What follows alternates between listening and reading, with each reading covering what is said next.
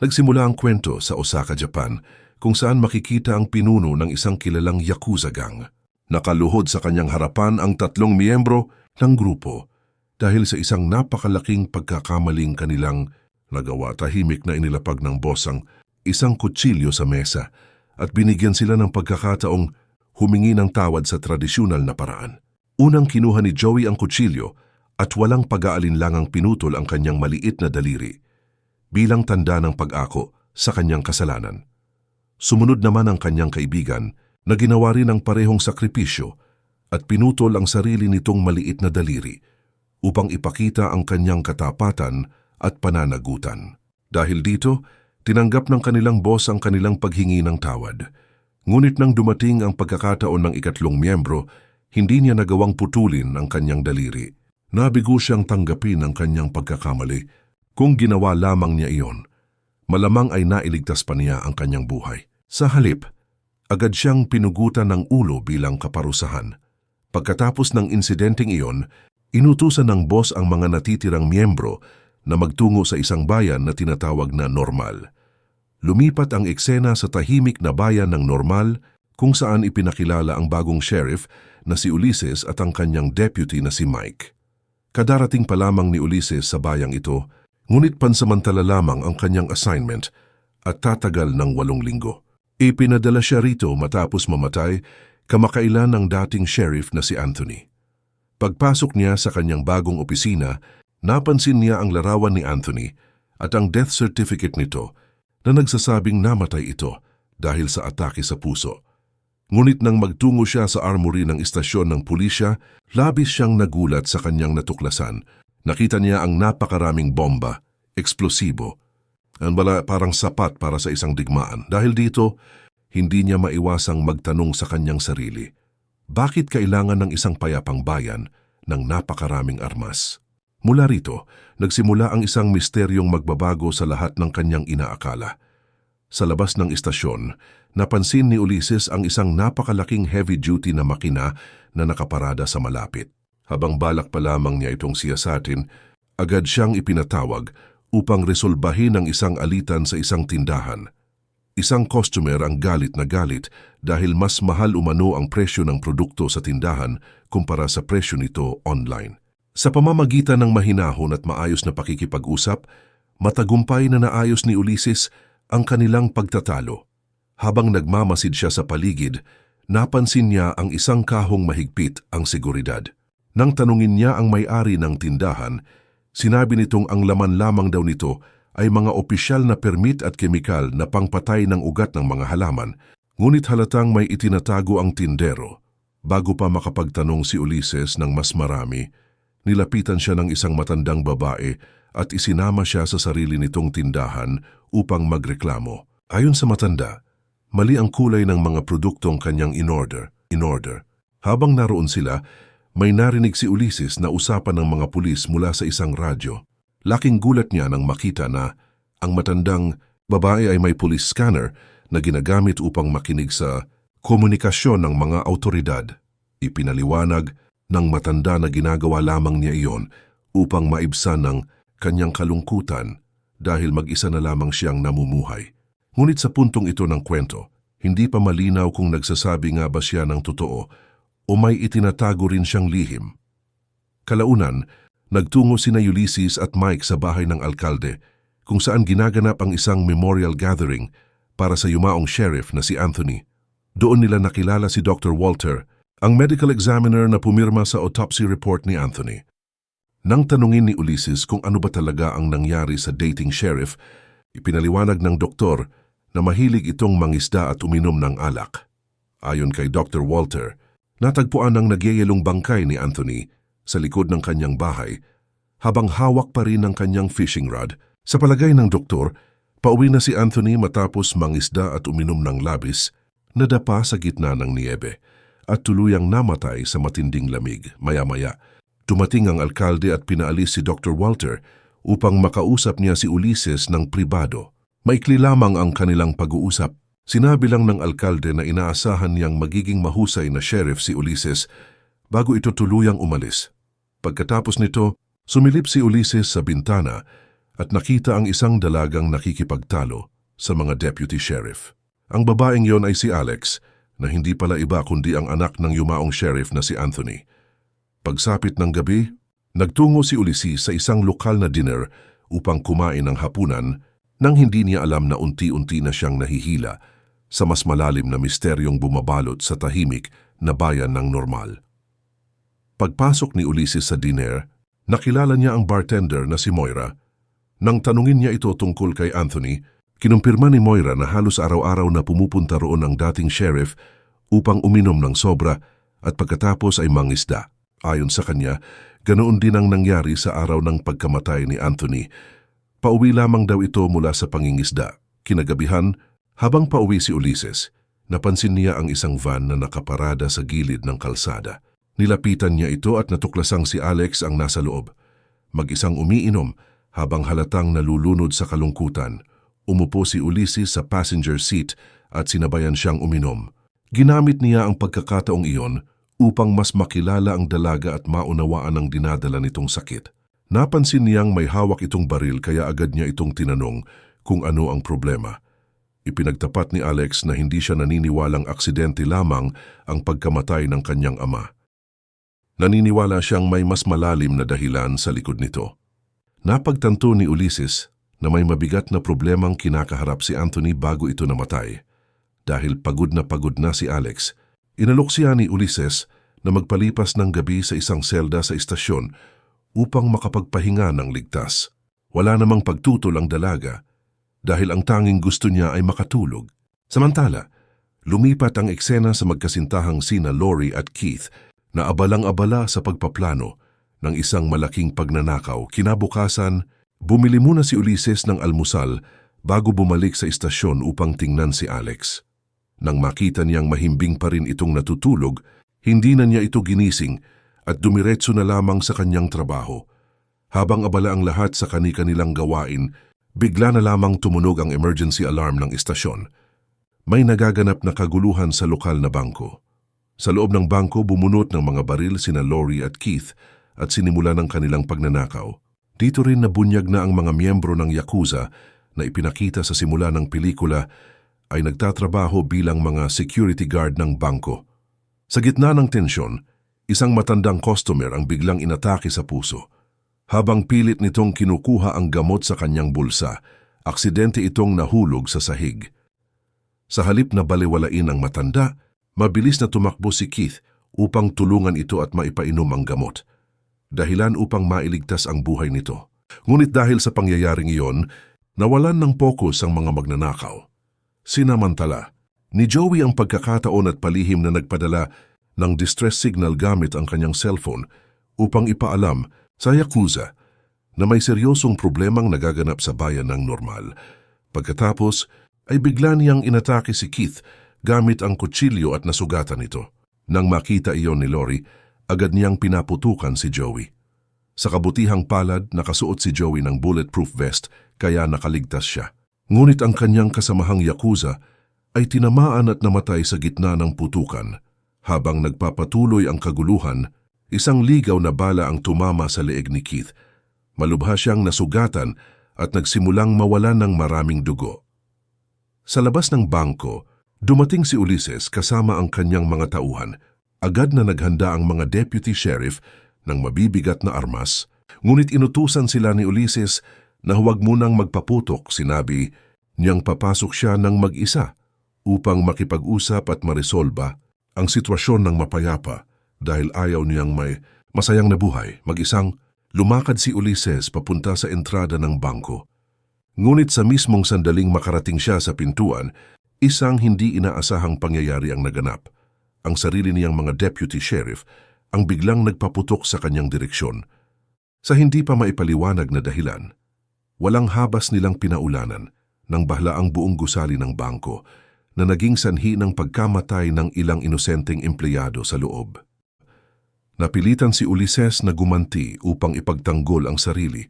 Isa sa kanyang mga putok ang tumama at nakapagpunit sa tainga ng isang deputy, habang si Mike naman ay patuloy pa ring walang tigil sa pagpapaputok sa gusali na lalo lamang nagpalala sa magulong sitwasyon. Mabilis, Nasumugod si Ulises papasok ng bangko at hinila sina Lori at Keith patungo sa isang ligtas na bahagi ng gusali upang makaiwas sa walang tigil na putukan. Litong-lito. Si Lori sa nangyayari kaya agad niyang tinanong si Ulises, bakit ikaw ang pinapaputukan ng mga pulis? Tahimik na sumagot si Ulises na may mas malaki at mas madilim na lihim na nakatago sa bayang ito. Napansin niya ang bank manager na nagtatago sa malapit at agad niya itong tinutukan ng baril, pinipilit na sabihin ang totoo. Inutusan niya itong dalhin sila sa loob ng vault ng bangko.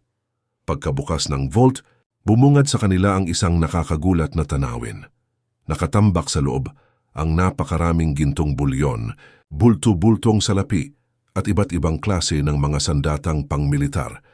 Sa sandaling iyon, naunawaan ni Ulises kung bakit handang patayin ng mga pulis ang sinumang makaalam ng lihim na ito. Ngunit biglang nakakita ng pagkakataon ang bank manager. Mabilis itong tumakbo papunta sa kanyang mesa upang kunin ang nakatagong baril. Bago pa man siya makapagpaputok, mas mabilis ang naging reaksyon ni Ulises. Isang putok lamang ang kanyang pinakawalan at agad na bumagsak ang manager. Patay sa mismong lugar. Pagkatapos nito, hinarap ni Ulises sina Lori at Keith at sinabi niyang wala na silang ibang pagpipilian kundi magtulungan. Ipinaliwanag niyang pare-pareho na silang target ng mga tiwaling tao sa labas at ang tanging paraan upang mabuhay ay ang manatiling magkakampi. Makalipas ang ilang sandali, biglang tumunog ang telepono sa loob ng bangko. Nang sagutin ito ni Ulises, laking gulat niya nang marinig ang boses ng alkalde na nasa labas mismo ng gusali. Malamig na sinabi ng alkalde na wala nang tutulong kay Ulises at mag-isa na lamang itong haharap sa kanyang kapalaran. Galit na tinanong ni Ulises kung bakit nila ginagawa ang lahat ng ito. Ibinunyag ng alkalde ang nakakakilabot na katotohanan. Noong una, isa lamang mahirap at halos nakalimutang bayan ang normal. Ngunit dumating ang Yakuza at nagbayad ng napakalaking halaga kapalit ng pagtatago ng kanilang iligal na kayamanan sa lugar. Dahil sa perang iyon, yumaman ang buong bayan at umunlad ang kanilang pamumuhay. Ngunit ngayong nalaman na ni Ulises ang kanilang sikreto, wala na siyang karapatang mabuhay. Nag-alok ang alkalde ng isang kasunduan. Kapag pinatay ni Ulises sina Lori at Keith, ililigtas nila ang kanyang buhay at poprotektahan siya. Ngunit walang pag-aalinlangang ibinaba ni Ulises ang telepono at tuluyang tinanggihan ang alok. Kasabay nito, biglang namatay ang ilaw sa loob ng bangko at maging sa buong bayan. Hindi alam ng lahat na si Ulises mismo ang lihim na nagpatay sa power grid. Sinamantala niya ang matinding dilim at bigla siyang nagpaputok na ikinagulat ng mga tauhan ng alkalde. Sa gitna ng kaguluhan, ilang sasakyan ng pulis ang sumabog, dahilan upang magulo ang buong operasyon. Ginamit ni Ulises ang pagkakataong iyon upang makatakas sa bangko kasama sina Lori at ang sugatang si Keith. Samantala, sa Japan, paulit-ulit na sinusubukan ng pinuno ng Yakuza na tawagan ang kanyang mga tauhan sa bayan ng normal. Ngunit walang sino man ang sumasagot sa kanyang mga tawag. Dahil dito, agad niyang tinipon ang kanyang mga tao at nagpasyang personal na magtungo sa bayan upang alamin kung ano ang nangyayari. Habang tumatakas, mabilis na dinala ni Ulises sina Keith at Lori sa isang kalapit na tindahan upang magtago. Malubha ang kalagayan ni Keith dahil patuloy ang pagdurugo mula sa tama ng kutsilyo at nangangailangan siya ng agarang lunas. Nagkataon namang ang tindahang iyon ay pag-aari ng matandang babaeng nakilala nila noon.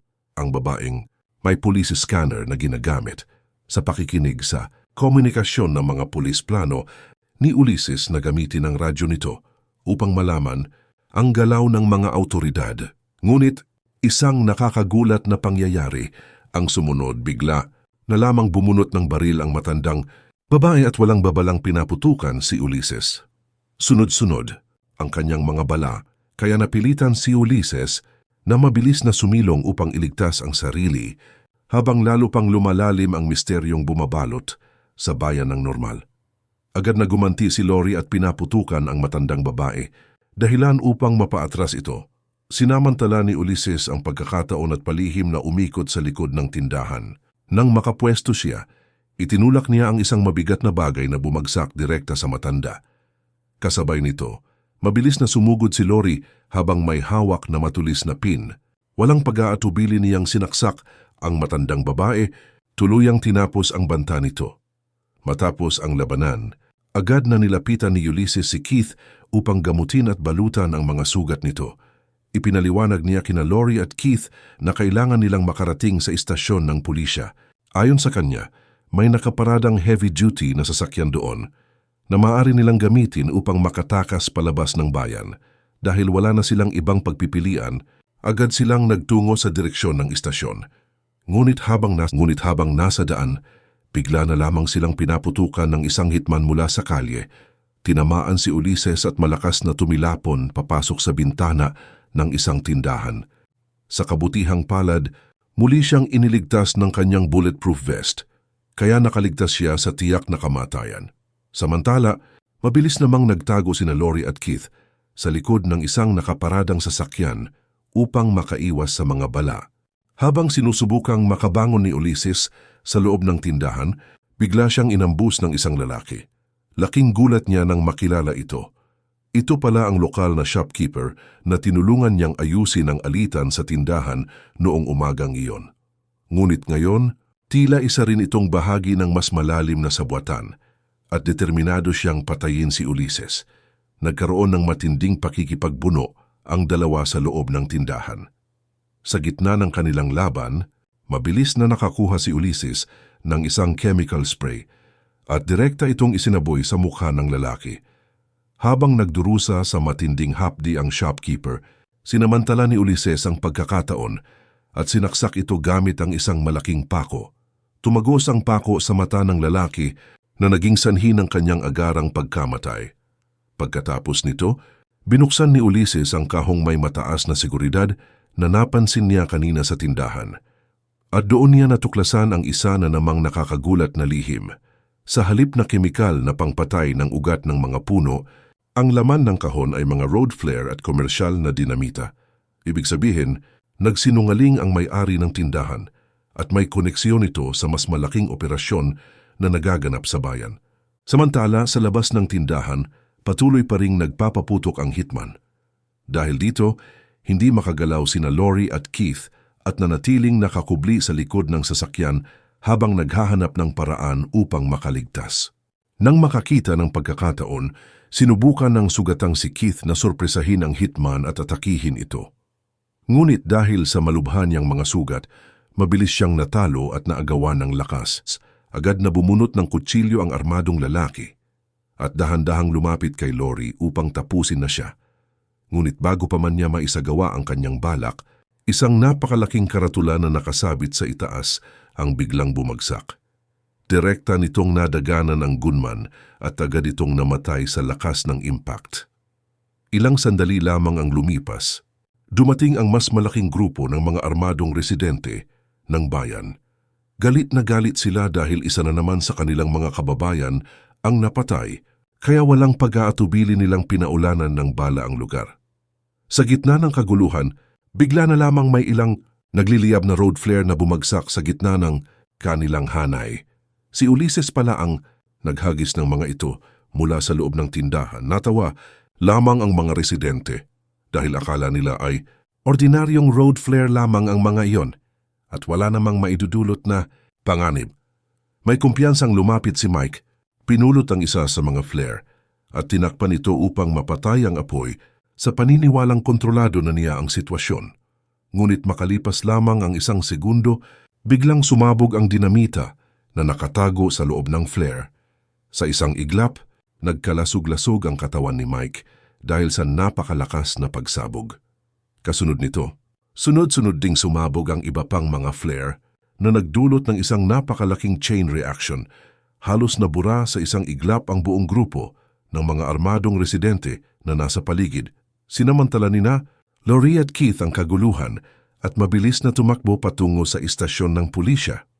Pagdating doon, agad silang sumakay sa malaking heavy-duty na sasakyan na matagal nang pinabanggit ni Ulysses bilang kanilang paraan ng pagtakas. Nagmamadali nilang sinubukang paandarin ang makina bago pa dumating ang iba pang mga kalaban. Ngunit habang abala sila, Isang babaeng empleyado sa loob ng opisina ng istasyon ang nakakita sa kanila mula sa bintana. Agad siyang kumuha ng rifle at dahan-dahang naglakad palabas, handang paputukan sina Lori at Keith. Sa kabutihang palad, dumating si Ulises sa tamang oras. Mabilis niyang inagaw ang rifle mula sa babae at malakas itong itinulak pabagsak sa sahig na muling nagligtas sa kanyang mga kasama sa tiyak na kapahamakan. Sa mismong itaas ng babae ay may nakasabit na sasakyan sa isang mechanic's lift. Bigla itong kumalas at bumagsak ng malakas, dumiretso sa kanya at agad siyang nadurog sa bigat nito. Walang sinayang na oras si Ulises. Mabilis siyang tumakbo papunta kina Lori at Keith upang tulungan silang i-hotwire ang malaking heavy-duty na sasakyan. Matapos paandarin ang makina, inutusan niya ang dalawa na umalis na kaagad sa bayan. Sinabi niyang kailangan niyang maiwan upang tapusin ang lahat ng kaguluhan at harapin ang mga taong nasa likod ng malawakang sabwatan. Sa halip na sumama sa kanilang pagtakas, pinili niyang isakripisyo ang sariling kaligtasan upang mabigyan ng pagkakataong makaligtas sina Lori at Keith. Bago lumabas, nagsuot siya ng bulletproof vest at kumuha ng iba't ibang mabibigat na armas. Handa na siyang turuan ng leksyon ang mga tiwaling residente ng bayan na matagal nang nagtatago sa likod ng kanilang kasinungalingan. Ngunit sa sandaling lumabas siya ng istasyon, bigla siyang inambus ni Moira. Walang babalang pinaputukan siya nito. Muli na namang iniligtas ng kanyang tactical vest ang kanyang buhay, bagamat malakas ang tama, kaya napasubsob siya sa lupa sa tindi ng impact. Habang nakatayo sa ibabaw niya, ibinunyag ni Moira ang nakakagulat na katotohanan. Inamin niyang siya mismo ang pumatay kay Anthony dahil tutol ito sa kanilang operasyon at ayaw nitong makipagsabuatan sa Yakuza. Ikinuwento niya na noong gabing namatay si Anthony, lihim niyang nilagyan ng malakas na pampatulog ang inumin nito sa bar. Nang mawalan ng malay ang sheriff, hinila niya ang katawan nito palabas at iniwan sa gitna ng niyebe upang magmukhang aksidente ang pagkamatay. Hindi pa doon nagtapos ang kanyang kalupitan. Dahil humihinga pa noon si Anthony, binuhusan pa niya ito ng tubig upang mas mabilis itong magyelo at tuluyang mamatay sa matinding lamig. Matapos ang kanyang pag-amin, itinutok ni Moira ang kanyang shotgun kay Ulises, handang tapusin na ang kanyang buhay. Ngunit sa isang iglap, biglang lumundag si Alex mula sa kanyang pinagtataguan. Mabilis niyang sinunggaban si Moira at naagaw ang shotgun mula rito. Walang pag-aalinlangang ibinaling ni Alex ang baril sa dating may-ari nito at pinaputukan siya. Isang putok lamang ang kailangan upang tuluyang mapatay si Moira. Tulad ng nalaman natin kanina, ligtas na natulog si Alex sa holding cell ng istasyon ng pulisya, kaya nakaligtas siya sa kaguluhang sumiklab sa buong bayan. Ngayon na alam na niya ang buong katotohanan, na halos buong komunidad ang nagsabuatan upang patayin ang kanyang ama, nagpasya siyang tulungan si Ulises na singilin ang lahat ng may kasalanan. Mabilis na ipinaliwanag ni Ulises ang kanyang plano kay Alex. Ngunit bago pa nila ito maisakatuparan, isang napakalaking grupo ng mga armadong residente ang dumating at pinalibutan ang buong istasyon ng pulisya. Isang matinding labanan ang malapit ng sumiklab at wala nang atrasan para kina Ulises at Alex. Sa sandaling inilabas ni Alex ang malaking sasakyan mula sa garahe, agad silang sinalubong ng napakalakas na putukan mula sa mga armadong residente ng bayan. Ngunit hindi nagpadaig si Alex. Buong lakas niyang pinaandarang sasakyan at diretsyong binangga ang harang ng mga umaatake. Nagkagulo ang mga tao habang mabilis siyang nakalusot at nakatakas mula sa kanilang bitag. Samantala, sinusubaybayan ni Joey ang kanilang galaw at agad niyang napagtanto kung saan sila patungo. Diretso ngang bumalik si Alex sa bangko. Pagdating doon, kumonekta siya sa radio frequency ng bayan at nagpadala ng mensahe sa lahat ng residente. Malinaw niyang binalaan ang buong komunidad na napalibutan na nila ng eksplosibo ang vault ng bangko. Sinabi rin niya na kapag may nangyaring masama sa kanya o kay Ulises, agad nilang pasasabugin ang buong vault, kasama ang lahat ng lihim na kayamanang nakatago rito. Upang patunayang hindi siya nagbibiro, ipinakita ng pelikula na nilagyan nga nila ng napakaraming dinamita ang loob ng vault at inihanda ang mga ito para sa agarang pagsabog. Samantala, nakipagpulong si Ulises sa mga natitirang residente ng bayan upang maglatag ng isang kasunduan.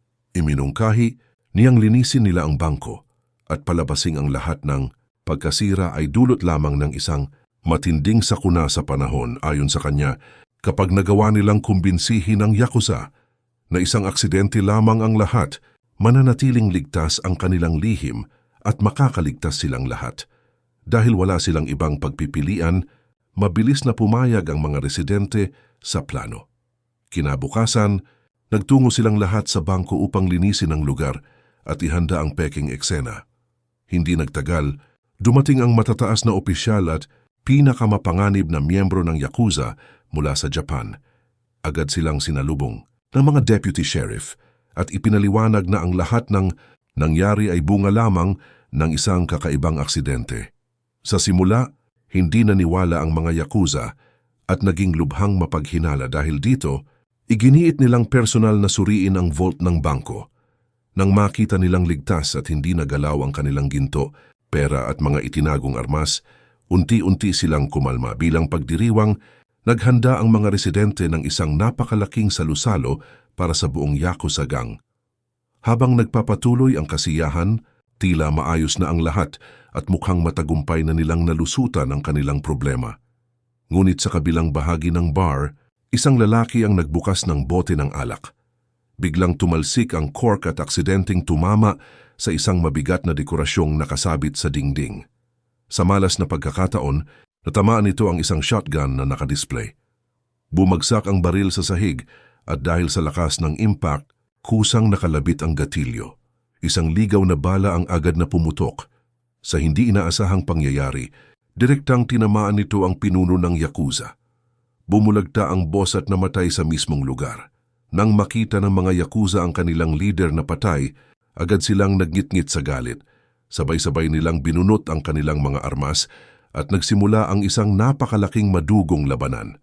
Sa loob ng maraming oras, walang tigil ang putukan sa pagitan ng mga Yakuza at ng mga tiwaling residente ng bayan. Nagmistulang digmaan ang buong lugar habang isa-isang bumabagsak ang magkabilang panig. Sa gitna ng kaguluhan, natagpuan ni Joey si Ulises.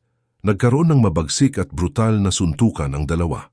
Pareho silang lumaban ng buong lakas, ngunit sa huli ay nakakita ng pagkakataon si Ulises upang makabawi. Ginamit niya ang pagkakataong iyon upang mapabagsak at tuluyang mapatay si Joey. Pagkaraan ng mahabang labanan, unti-unting tumahimik ang paligid.